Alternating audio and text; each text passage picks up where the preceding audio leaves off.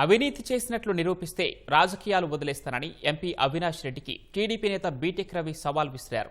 అవినాష్ రెడ్డికి పులివెందులపై ప్రేమ ఉంటే ఎర్రబల్లి చెరువుకు నీటిని ఎందుకు తెప్పించలేకపోయారని ప్రశ్నించారు. పులివెందుల హౌసింగ్ పై తోపుదుర్తి ప్రకాష్ రెడ్డి కోర్టులో స్టే వేస్తే ఎందుకు అడ్డుకోలేదని నిలదీశారు. అవినాష్ రెడ్డికి చిత్తశుద్ధి ఉంటే పులివెందుల మున్సిపాలిటీలో తాగునీటి సమస్యను పరిష్కరించాలన్నారు. అవినాష్ రెడ్డి గారు హౌసింగ్ గురించి మాట్లాడుతూ అతను ఎంత తప్పు మాట్లాడినాడు అనేది మీకు అర్థం కావాలా, పులివెందుల ప్రజలకు కూడా అర్థం కావాలా. సాక్షాత్తు కాంట్రాక్టరు వాళ్ళ మనిషి అని చెప్పినాడు. ఎవరు?